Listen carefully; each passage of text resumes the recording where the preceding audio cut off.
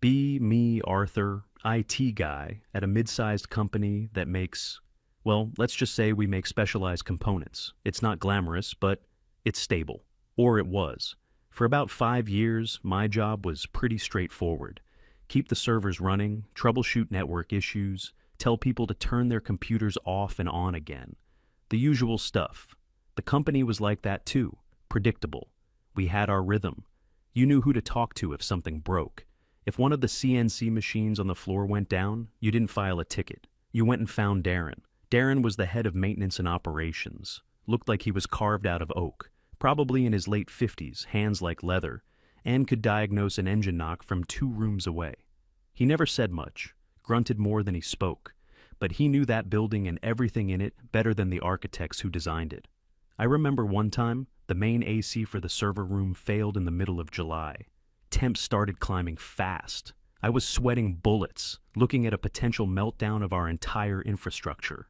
The fancy third-party repair company we had a contract with said they could have a guy out in maybe 4 hours.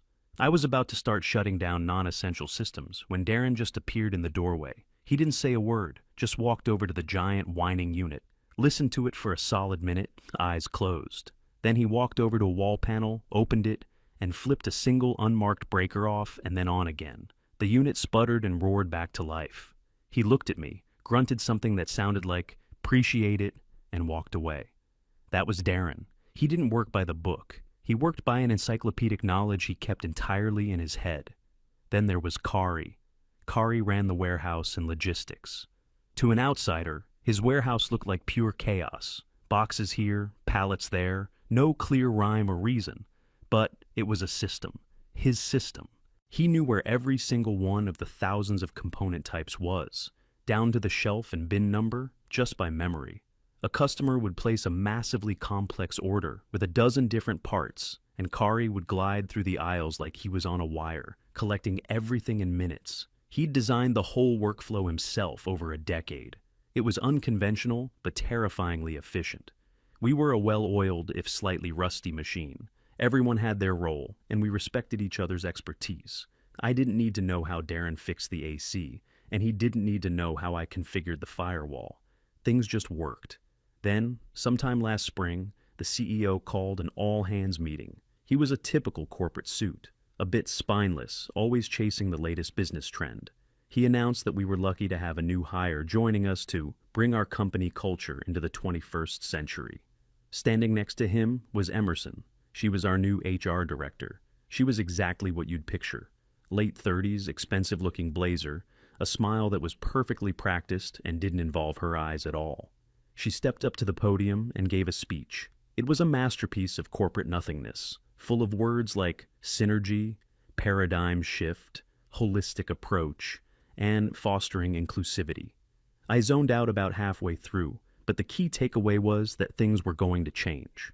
Most of us just shrugged. We'd seen VPs and directors come and go.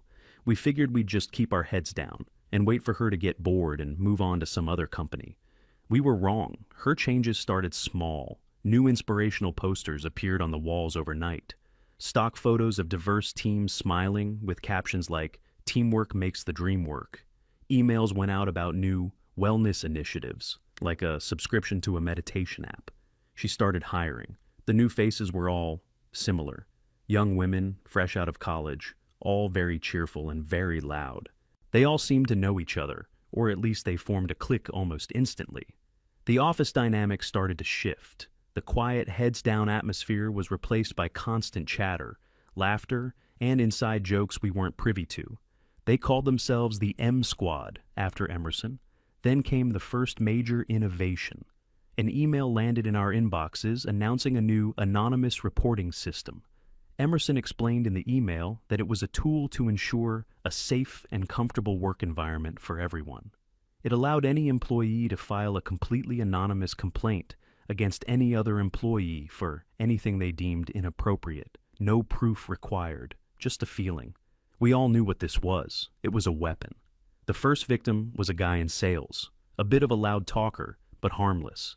He got called into Emerson's office because someone filed a complaint that his assertive tone in a sales meeting was a form of verbal aggression that made them feel unsafe. He came out looking pale and confused. After that, a chill settled over the place. People stopped speaking their minds in meetings. Nobody cracked jokes anymore. Every interaction felt like it was being secretly recorded and judged. Next came the mandatory weekly circles of trust. Every Friday afternoon, we had to gather in the big conference room, and a designated facilitator, one of the new hires, would ask us to share our feelings about the work week. It was agony. The new girls would talk endlessly about feeling unsupported or emotionally drained by their workload. The rest of us, the people who actually built, maintained, and shipped the product, just sat there in silence. Darren would stare at his empty coffee mug the entire time. Kari would look out the window. I would try to mentally debug a network issue I was working on. Emerson would sit in the corner, smiling that same placid smile, but you could see her taking notes. She'd occasionally prod the silent ones. She'd ask Darren if he had anything he wanted to unpack about the challenges of the week. He'd just grunt and say, "Things broke, fixed them." You could feel her disapproval. She'd talk about how emotional vulnerability is a strength and how a silent team is a suffering team. The final nail in the coffin was the new performance review system. Our job performance, our actual ability to do the work we were hired for, was now only 70% of our overall score. The other 30% was based on a new metric called cultural contribution. How was it measured? It was completely subjective. Did you actively participate in the circles of trust? Did you join any of the new non-work-related Slack channels, like Feminist Fridays? Did you volunteer for the party planning committee? My code could be flawless, my network uptime could be 99.999%, but if I didn't share my feelings enough, I was officially a subpar employee. This was the system designed to squeeze us out, not with a bang, but with 1,000 little paper cuts. Darren was the first to go. The incident was so stupid, so trivial, that it was almost perfect. One of the new hires, a marketing girl named Kinley, was trying to use the big industrial printer. It was a finicky old beast that Darren kept alive through sheer willpower. It jammed on her, of course. She started complaining loudly that the equipment was patriarchal because it was too complicated. Darren was walking by, heard the commotion, and went over. He didn't even look at her, just opened a side panel, pulled out a crumpled piece of paper, and closed it. She asked him what she should do if it happened again. He grunted, "Just give it a good slap on the side. This old girl likes it rough." He meant the machine. Anyone with a brain would know he meant the machine. The next day, he was in Emerson's office for 2 hours. We couldn't hear what was said, but we could see it through the glass walls. Emerson, calm and composed. Darren, looking tired and just done. Apparently, an anonymous complaint was filed. The comment was described as creating a hostile environment and using violent gendered language. They gave him a formal written warning. A man with 20 years of perfect service at that company, not a single mark on his record. He walked out of her office, went to his own, and started packing his personal effects into a small cardboard box. He didn't make a scene. He just put the written warning on top of his tools, walked over to the CEO's office, left his keys on the secretary's desk, and walked out the front door without a word to anyone. An email went out an hour later from Emerson, announcing Darren's sudden but well-deserved retirement and wishing him well. The next week, the air conditioning in the east wing of the building broke. It was a hot, miserable week. Nobody knew how to fix it. The company that held the service contract quoted us a ridiculous price to even come look at it. Emerson told everyone that a little warmth encourages collaboration. That was when I started updating my resume. The fall of Kari was next, and it was even more insidious. It wasn't about a single comment. It was about his entire existence being an obstacle to progress. Emerson decided that Kari's warehouse system was inefficient and lacked modern accountability. What she meant was that she couldn't understand it, so it had to be bad. She announced a major initiative to digitize and streamline the entire logistics department. She brought in a consulting firm, run by a friend of hers, to sell us a new, state-of-the-art warehouse management system. It was incredibly expensive, a massive software suite that promised to track everything with AI and blockchain and whatever other buzzwords were popular that year. Kari was tasked with overseeing the implementation. He spent a month evaluating it. Then he wrote a detailed 20-page report. He wasn't emotional. It was all pure data. He demonstrated how the new software would be 40% slower than his manual system for our specific type of product. He showed that the subscription costs would erase our profit margin on half our orders. He pointed out that it was incompatible with our existing forklifts and scanning hardware, requiring a complete and costly overhaul. His conclusion was simple: this software was a terrible idea for our business. He presented his findings in a meeting with Emerson and the CEO. I was there because it involved integrating with my servers. Kari laid out his case perfectly, calmly, logically, with undeniable facts. When he was done, Emerson just smiled. She didn't refute a single point. Instead, she said that his report was a good example of legacy thinking, and that he was showing a resistance to change that indicated a lack of team-oriented vision.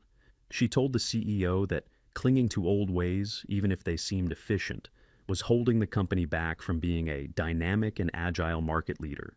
The CEO, who I don't think understood a word of Kari's report or Emerson's speech, just nodded along. He was terrified of looking like he wasn't on board with innovation. He approved the purchase of the new software on the spot.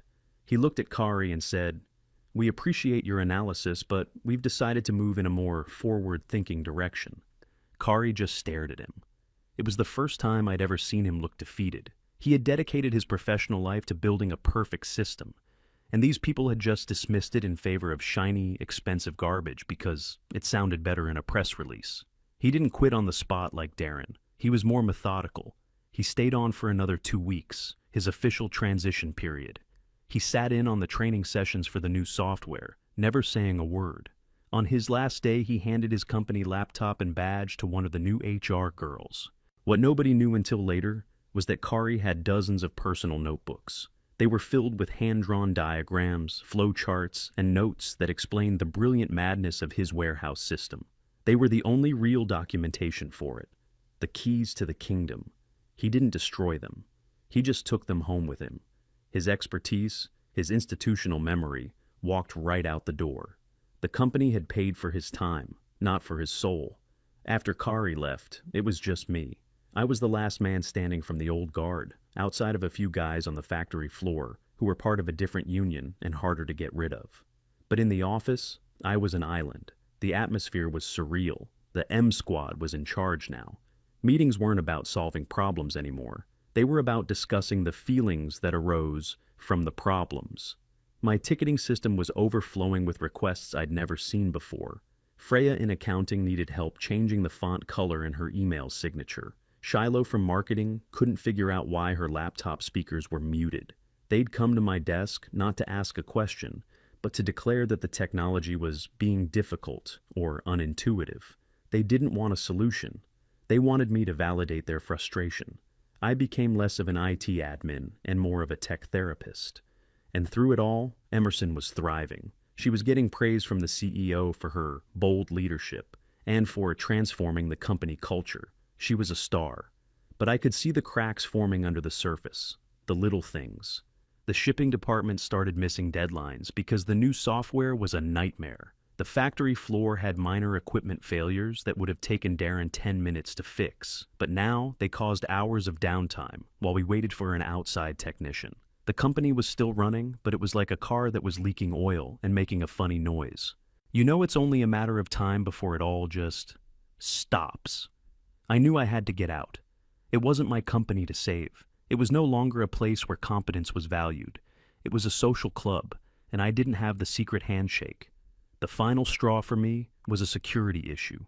Emerson came to me one afternoon and said she needed full, unrestricted admin access to all company systems. The servers, the firewall, the databases, the backups, everything. I asked her why. She explained that, for full transparency and accountability, HR needed the ability to audit digital conversations and workflows at any time. She wanted the master key to the entire digital kingdom. To give an HR director with zero technical knowledge that level of access is not just a bad idea. It's corporate suicide. A single wrong click, and she could wipe out the entire company's data. I told her, as politely as I could, that this was against every security protocol and industry best practice. I explained the risks involved. She just looked at me with that same cold, patient smile. and she said the words that I knew were coming. "Arthur, it sounds like you're being a bit of a gatekeeper with this information. We're trying to build a culture of trust here, and that requires transparency from everyone, even IT." That was it.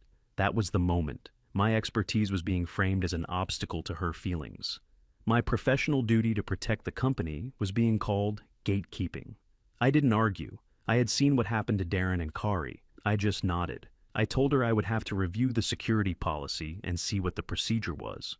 That night, I went home and applied to 3 other jobs. I had an interview lined up by the end of the week. I got an offer the following Tuesday. Better pay, better benefits, and a boss who actually understood what a server was. I wrote my letter of resignation, printed it out, and walked into the office ready to finally pull the plug. My 2 weeks' notice was just a formality. I knew they'd be a long 2 weeks, but I had no idea what was about to happen next. I walked in the next morning with my resignation letter in a crisp envelope. It felt like I was disarming a bomb. I went straight to Emerson's office. She was on a video call, smiling and nodding, so I just waited outside. When she was done, she beckoned me in with a gesture that was a little too cheerful. I handed her the envelope. Her smile didn't falter. She opened it, read the single paragraph, and her expression didn't change one bit. It was like I had just handed her a report on office supply levels. She looked up and said she was sorry to see me go, but that she understood the need to pursue new challenges. It was the most rehearsed, disingenuous thing I had ever heard. She told me the company would appreciate me working my final 2 weeks to ensure a smooth transition. I agreed. I wasn't going to burn a bridge, even if the bridge was already on fire. What followed was the most surreal 2 weeks of my professional life. Emerson's idea of a smooth transition was for me to train my replacements. She assigned 2 of her M squad to shadow me, Miriam and Kailani. They showed up at my desk on the first day with brand new notebooks and pens, like they were about to start a fun new class. I started by trying to explain the network architecture. I drew a diagram on the whiteboard showing how the servers, switches, and firewalls all connected. After about 5 minutes, Miriam raised her hand. I thought she had a question about the subnet mask or something. Instead, she asked if there was a way to make the diagram more visually inclusive. I just stared at her. I asked her what that meant. She explained that the diagram was very linear and hierarchical, and that it didn't promote a collaborative network philosophy. I erased the whiteboard and decided to try a different approach. I sat them down at a terminal and showed them the basic command line interface for managing user permissions. Kailani watched me type for a few moments and then said, "The black screen with the green text felt very intimidating and not user-friendly." She asked if there was a GUI with lots of colorful buttons I could use instead. This was the level I was dealing with. They didn't want to learn how the system worked. They wanted the system to change to accommodate their feelings. The rest of the 2 weeks was more of the same. I spent hours writing detailed documentation, step-by-step guides for everything from restarting a failed server to restoring a backup. I printed it all out and put it in a series of thick binders labeled in big, clear letters. I figured even if they couldn't understand the theory, they could at least follow a checklist. When Emerson saw the binders, she gave me a tight, thin smile. She told me that relying on dense text-based documentation was an outdated approach. The new company culture, she explained, was about shared knowledge and intuitive processes, not gatekeeping information in manuals. She was literally criticizing me for doing the exact thing she asked me to do, ensure a smooth transition. On my last day, I tidied up my desk, put all my personal items in a box, and made one last check of the servers. Everything was green, all systems nominal. I left the binders of documentation sitting in the middle of my empty desk, a monument to a lost cause. A few of the new girls, including Miriam and Kailani, organized a little farewell for me. They bought a sheet cake that said, "Good luck on your new adventure," in cheerful pink icing. It was the most awkward 30 minutes of my life. They talked about how much they valued my contributions and how they were excited to build on the foundation I had created. Emerson gave a little speech about how my departure was a sign of a healthy, dynamic company where people were always growing and moving on. She handed me a card signed by all of them. I went home that evening and felt a sense of relief so profound it almost made me dizzy. I was out. I was free. Whatever happened next was not my problem. A week later, I was at my new job. It was amazing. My boss was a former network engineer. We talked about hardware specs and kernel panics. My colleagues were professionals. We solved problems. It was bliss. I was scrolling through LinkedIn during my lunch break one day, just out of curiosity, and there it was, a new post from Emerson. It was a long one. It had a professional-looking photo of her and the entire M squad standing in the office, all smiling brightly. The post itself was a victory lap. She announced that she was proud to have created the first fully woman-led operational team in the region. She talked about shattering glass ceilings and building a new corporate paradigm based on empathy, collaboration, and emotional intelligence. She claimed that since the cultural restructuring, team morale and creative output had skyrocketed. She finished with a string of hashtags. Girl Boss, Women in Tech, Diversity and Inclusion, The Future is Female, and Leadership. The post was blowing up. Hundreds of likes, comments from other HR managers and corporate types praising her for being so brave and innovative. I just shook my head and closed the tab. It was a beautiful lie, and it was about to come crashing down. I didn't hear anything for about a month. I was busy with my new role, and honestly, I was trying not to think about the old place. Then, I got a text out of the blue. It was from a woman who still worked there, a quiet lady from the accounting department who I'd always been friendly with. Her text just said, "You got out at the right time. It's a total disaster here. You free to talk?" We got on the phone that evening, and she laid it all out for me. The story she told was one of a slow, creeping, then very sudden collapse. The first domino to fall was one of Darren's machines. It was a big custom-built press that was essential for their main product line. It just stopped working one Monday morning. No warning, no error message, just silence. The factory floor guys, who were only trained to operate it, had no idea what to do. The new head of operations, one of Emerson's hires, came down to look at it. She apparently tried turning it off and on again. Then she called the original manufacturer. The problem was, the manufacturer had gone out of business 5 years ago.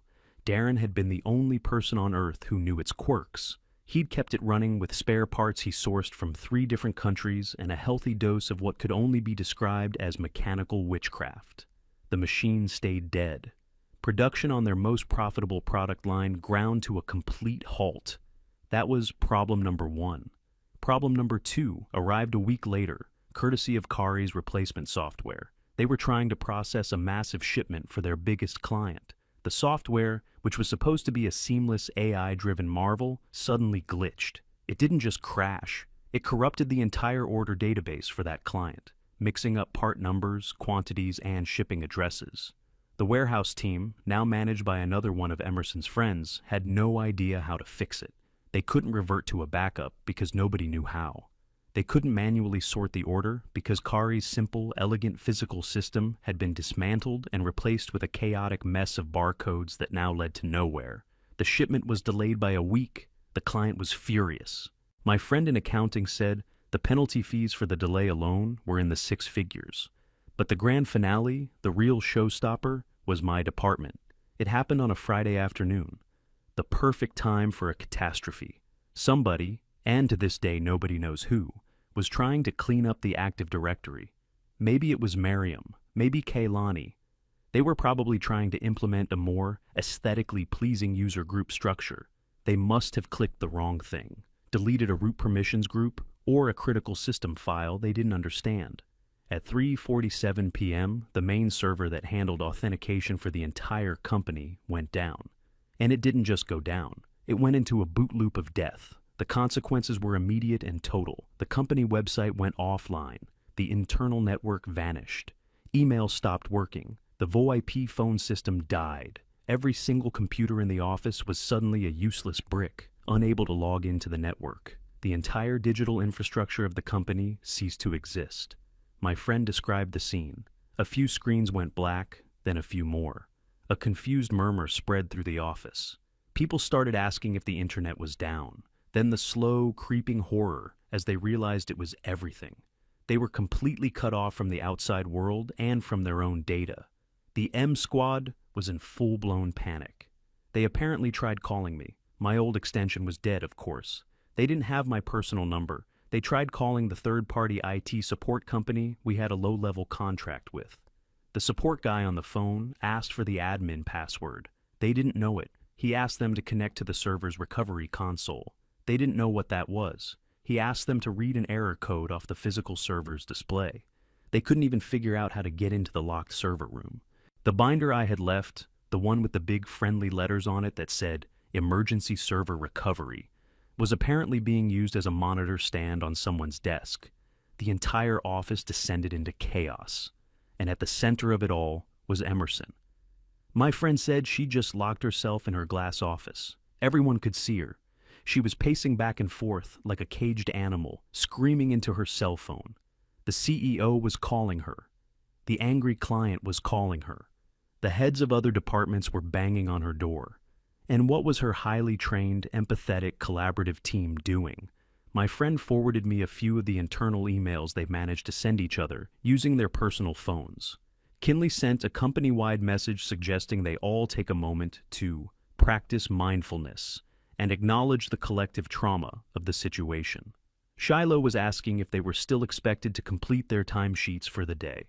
Miriam was trying to organize a Zoom meeting to debrief on the communication breakdown and strategize a more emotionally resilient workflow for the future. They were completely, utterly useless. They were a team built to manage feelings, and when faced with a reality that didn't care about their feelings, they completely shattered. Emerson was left alone, drowning in the consequences of her own decisions. She had systematically removed every person who knew how to fix things, and now things were broken beyond repair. She had built her perfect world, and she was the only one left to be crushed by it. The company never really recovered. They had to hire an emergency team of freelance IT consultants who charged them an astronomical fee to come in and rebuild the servers from scratch. It took them a week just to get basic email functioning again. They lost their biggest client. Several others followed. The reputation of the company was in tatters. My friend told me that Emerson was let go about a month after the crash. There was no big announcement. Her name was just gone from the company directory one day. Her triumphant LinkedIn post was deleted. I looked her up recently. Her profile now says she's a freelance DEI consultant and thought leader, currently open to new opportunities. The company is still around, but it's a shadow of its former self. They had massive layoffs. My friend from accounting managed to hang on, but she's looking for a new job. A couple of months ago, I got a call from an unknown number. It was Kari. He said he and Darren were going to grab a beer and wanted to know if I was free. I met them at a quiet old bar near our former workplace. It was the first time I'd seen either of them since they left. Darren looked less tired. Kari was smiling more. We didn't spend a lot of time talking about what happened. We didn't need to. We knew. We talked about our new jobs, about our families, about nothing in particular. It was just comfortable. A quiet understanding between three guys who had seen the same train wreck up close. As we were getting ready to leave, Darren took a final sip of his beer and looked at me. He said, "You know, the funny thing is, that old press really did like it when you gave it a good slap." We all just started laughing. It wasn't a bitter laugh. It was just freeing. We had been right, and we had survived.